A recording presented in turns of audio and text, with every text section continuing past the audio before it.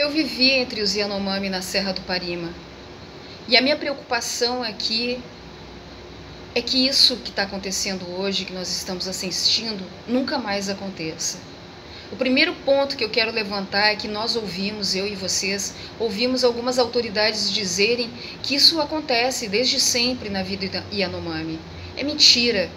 Eu estive em 2004, 2005 como parte de uma pesquisa para o controle de uma patologia, a oncocercose, que é uma doença que veio de fora para a terra Yanomami.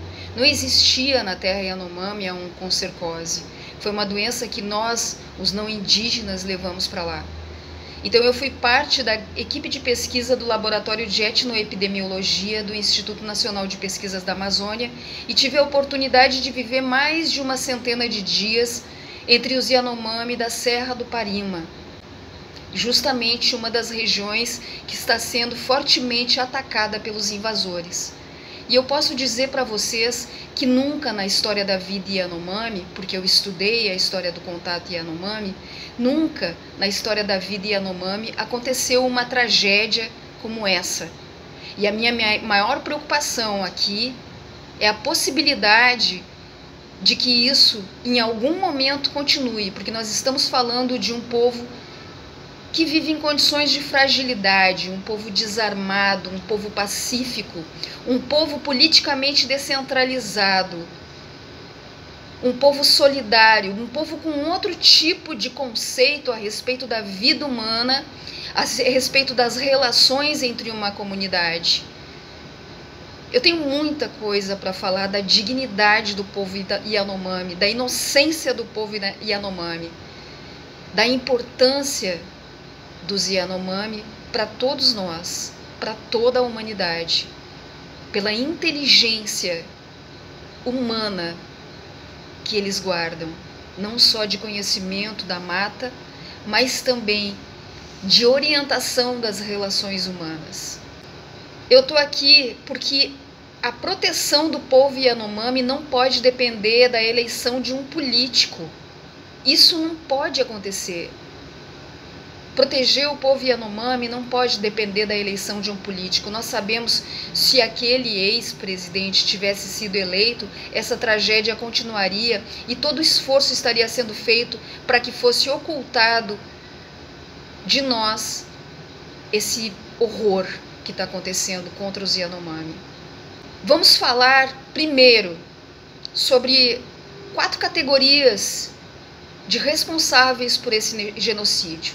Em primeiro lugar, nós vamos colocar, sim, as autoridades públicas que administram tanto o estado de Roraima quanto o governo federal. Como eu estou dizendo, nesse momento, a única coisa que eu consigo pensar é que a mudança dessa realidade dependeu da eleição do atual presidente. E isso não é um fator legal, não é uma coisa boa. Isso é dramático, isso é muito ruim. Nós não podemos depender disso. Sim, essas pessoas são responsáveis por esse genocídio, elas devem ser responsabilizadas, elas devem ser julgadas pelos crimes que elas cometeram. A segunda categoria, que todo mundo fala, são os patrocinadores, mas ninguém sabe quem são os patrocinadores. Não estão sendo identificados os patrocinadores. A coisa mais difícil é chegar nos patrocinadores. Até porque a terceira categoria que eu quero colocar, que são os peões da linha de frente, nada está sendo cobrado dessas pessoas. Essas pessoas que são os peões da linha de frente, eles foram contratados em alguma circunstância. Existiu uma situação, um momento, um local em que pessoas que estavam organizando a invasão entraram em contato com esses peões da linha de frente. E o que está sendo feito? Está sendo colocado eles como vítimas, está sendo financiada essa saída deles, com a ideia de que o próprio governo federal pague uma pensão para eles, o que deve ser pensado com muita delicadeza, porque implicado nisso deve estar a denúncia da contratação deles. Eles devem relatar quem contratou eles e sob que circunstâncias, porque se eles são vítimas, eles devem se colocar em relação aos seus algozes. Não existe algoz, não existe crime se você não denuncia o criminoso. Nesse momento só existe um grupo social que é vítima, que são os Yanomami, que estão se colocando no sentido de pedir socorro, de pedir ajuda, de pedir proteção, porque eles próprios, eles são inofensivos perto de nós. E eles enfrentaram um armamento pesado, metralhadoras, o que agora não está mais nem se falando, mas no início da identificação da situação, foi possível registrar a presença de armas pesadas entre os Yanomami. Então essa categoria, os peões da linha de frente, são as pessoas que fizeram uma invasão, são as pessoas que estiveram nos ambientes onde havia estupro, onde havia homicídio, onde houve o envenenamento da água. E essas pessoas participaram sim, elas são agentes dos crimes. E elas devem se posicionar de uma maneira diferenciada se por acaso existe de fato uma fragilidade social em relação a elas. Se elas não se posicionarem, se elas não denunciarem, elas são agentes dos crimes, elas são cúmplices dos crimes, elas são sócias de quem patrocinou esses crimes.